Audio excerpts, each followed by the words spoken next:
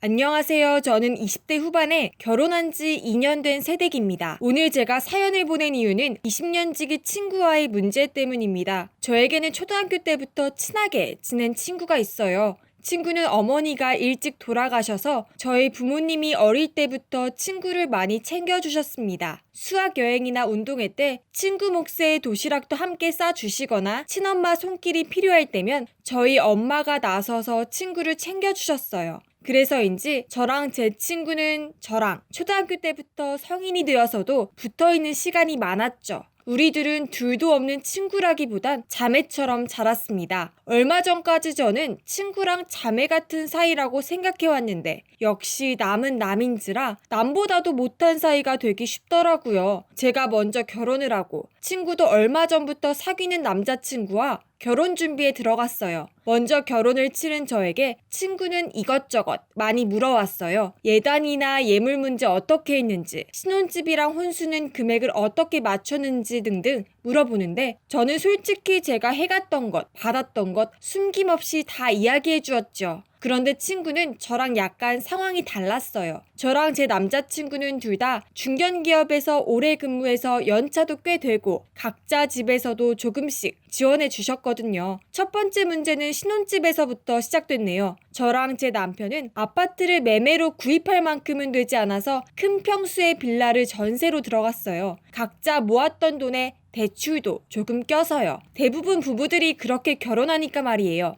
그런데 제 친구는 조금 다르더라고요. 남친 부모님 명의의 오피스텔이 있어요. 부모님께서 사주신 오피스텔인데 남친 부모님 도움을 받아서 융자는 없지만 한 달에 100만 원씩 부모님께 갚고 있다나 봐요. 명의도 아직 남친 부모님 거고요. 100번 양보해서 오피스텔에서 신혼살림 시작할 수 있다고 쳐요. 그런데 말이 오피스텔이지 실평수 10평도 안 되는 원룸이나 마찬가지예요. 그래서 제가 현실적으로 조언을 해주었는데 친구는 제 조언이 마음에 안 들었나 봐요. 제가 뭐라고 했냐면 혼자 살기엔 적당할지 모르지만 둘이 들어가서 신접살림 차리기엔 조금 비좁지 않겠냐. 어차피 거기 번화가라 들어오겠다는 사람도 많을 텐데 월세로 내놓고 너희는 큰 평수 신혼집을 마련하는 게 낫지 않겠냐고요. 친구는 여기서 빈정이상했는지 저더러 너는 니네 집도 아니잖아. 대출받아서 들어간 전세 주제. 자기네 집은 매매라는 거예요. 뭐 틀린 말은 아니고 부모님 명의여도 자기 집은 맞으니까 아무 말 안 했어요. 그렇게 집 문제는 일단락되었고 결혼식 청첩장이 나왔는지 저희 친구들을 불러 저녁 식사를 하자면서 청첩장 받는 날짜를 잡았습니다. 청첩장을 주고받을 때는 보통 신랑 신부 측에서 식사 비용을 부담하는 게 상식 아닌가요? 그날 저희를 부른 곳은 조용한 레스토랑이 아닌 시끌벅적한 고깃집이었습니다. 저희 친구들은 서로 눈빛만 교환하며 이게 어찌 된 건지 의아해했죠. 어색한 분위기도 잠시 청첩장을 나눠주고 난 후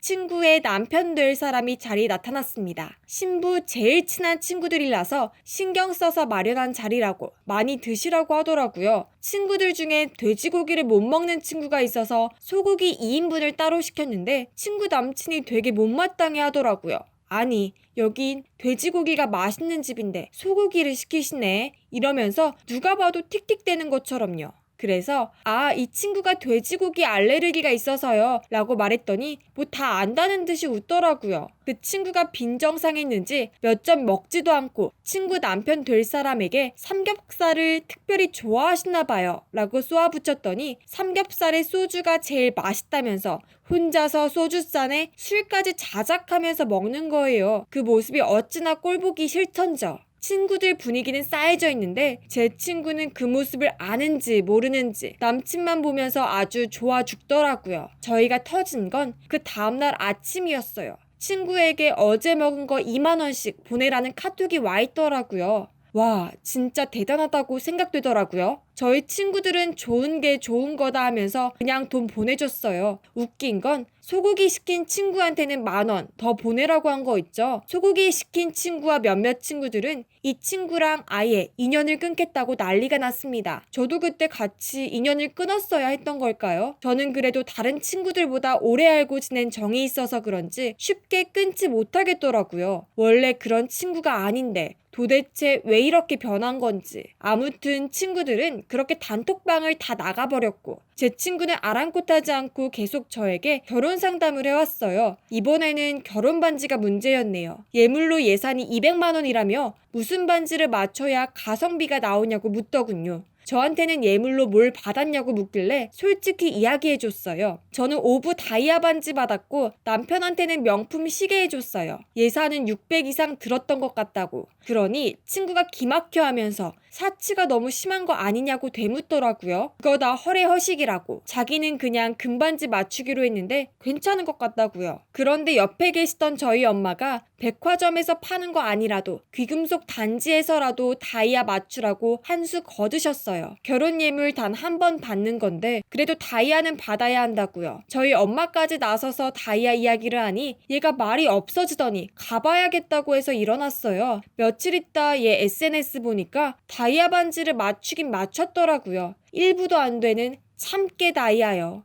때마침 연락이 오더라고요. 자기 인스타 봤냐고요. 남친한테 얘기했더니 바로 종로 가서 다이아 맞췄다고 있는 대로 자랑을 해대더군요. 그래 축하해 하고 좋게 넘어가려는데 웨딩 촬영을 한다네요. 그러면서 저한테 촬영 헬퍼를 부탁하더라고요. 다른 친구들은 다 연락이 안 된다. 와줄 사람이 너밖에 없다. 친구들이 와서 헬퍼 해준다고 해서 따로 헬퍼도 안 구했는데 이제 와서 새로 헬퍼를 구하기엔 자존심도 상하고 남친 보기 면이 안 선다고. 그래서 그래도 친구니까 촬영 때 도와주기로 했죠. 촬영날 회사에 연차도 내고 아침 일찍 샵으로 갔어요. 샵에서 본 친구 남친 절 보자마자 와줘서 고맙다는 말 대신 배고픈데 아무것도 안 사왔냐고 하더군요. 너무 황당해서 네? 하고 물었더니 보통 이런 거 올 때는 신부 친구들이 도시락 챙겨오는데 친구는 센스가 없네 이러는 거예요. 그래 아침부터 메이크업하고 옷 갈아입고 하느라 배고프겠다 싶어서 근처 빵집 가서 샌드위치랑 커피를 10만원어치 샀네요. 신랑 신부하고 또 거기 샵 직원들 촬영 스태프들 것까지 해서요. 오만 투정 다 부리는 친구 기분까지 맞춰가며 제 황금 같은 연차 하루가 다 지나갔고 저녁이 돼서 스튜디오 촬영이 끝났어요. 저는 샌드위치가 모자라고 또 친구 부부 수발 드느라 빈속에 커피 한 잔 마신 게 다였어서 배가 너무 고프더라고요. 친구는 남편 될 사람에게 오빠 나 너무 배고파.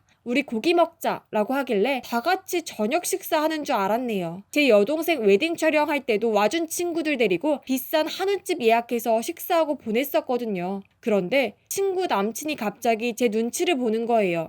그리고 저더러 언제 가냐고. 촬영 다 끝났는데 그만 가도 된다고 하더라고요. 그래서 밥 사달라 말하기도 유치해서 집에 가겠다 했어요. 하루 종일 촬영하느라 친구랑 친구 남친도 많이 피곤할 것 같아서 빠져주려 했고요. 그래도 저희 집에서 스튜디오가 좀 거리도 있고 비도 오고 그래서 친구 남편이 데려다 줄 줄 알았습니다. 집 앞까지는 아니더라도 근처 가까운 지하철역에라도요. 그런데 스튜디오 문 앞에서 절 마중해 주더니 자기들끼리 쏙 들어가 버리더라고요. 저한텐 우리 너무 피곤해서 다음에 같이 밥 먹자. 우리도 바로 집에 갈 거야 라고 했고요. 저도 피곤하고 배고팠는데 마침 근처 회사 다니는 친구가 야근하고 집에 간다길래 만나서 밥이나 먹자 했죠. 마침 친구도 소고기가 먹고 싶다고 해서 근처에 유명한 한우 파는 식당에 들어갔어요. 평소에도 사람이 많아서 미리 예약 안 하면 못 먹는 곳인데 운이 좋게 딱 한 테이블이 비어서 다행이었어요. 그리고 친구랑 오늘 있던 일을 이야기하면서 밥을 먹는데 제 친구와 친구 남친이 그 식당에 들어오는 거예요. 저는 약간의 술 기운이 돌아서인지 갑자기 열이 확 뻗치더라고요. 그래서 친구 테이블로 갔어요.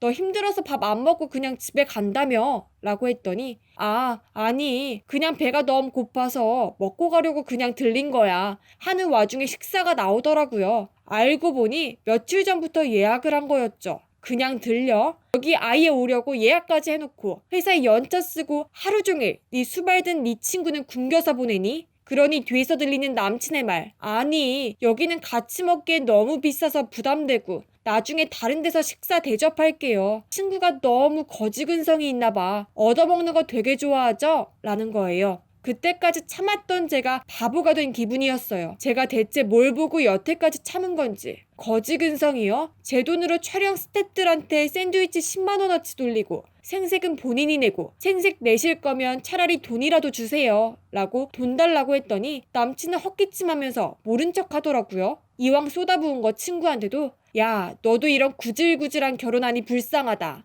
다이아도 보이지도 않는 거 받아놓고 신혼집도 다달이 100만 원씩 갚으면서 그 좁아터진 10평도 안 되는 원룸에서 시작하니 눈이 돌아버렸니? 네 결혼 때문에 오래된 친구들은 다 너한테 등 돌렸어 하고 소리를 질렀네요. 친구는 얼굴이 새빨개져서 샌드위치 값 주면 되잖아. 그만해 라고 했고 저는 저까지 구질구질해지는 것 같아서 하 됐어. 그 10만 원 아껴서 살림 펴야지. 그거 먹고 떨어져라 하고 밥 먹던 다른 친구 끌고 나와서 열받아서 펑펑 울었네요. 다음날 이 일을 전부 알게 된 친구들은 너도 나도 그 친구 결혼식 안 가겠다고 했대요. 안 그래도 우리 말고는 다른 친구도 없는 그 친구. 갑자기 발등에 불이라도 떨어졌는지 저한테 전화 와서 마지못해 사과하네요. 네가 내 사과 받아줘야 다른 애들이 내 결혼식에 올 거 아니야. 미안해. 사과엔 진심이 1도 담겨있지 않았어요. 자기 결혼식에 친구가 한 명도 안 올 생각을 하니 무섭긴 했나 봐요. 그것보다 저희들이 낼 축의금이 몇백은 됐을 텐데 그거 못 받을 생각에 안달난 것 같긴 하지만요. 그렇지만 저랑 제 친구들은 절대 이 친구 결혼식은커녕 다신 보지 않을 생각입니다. 저 이 결심 잘한 거겠죠?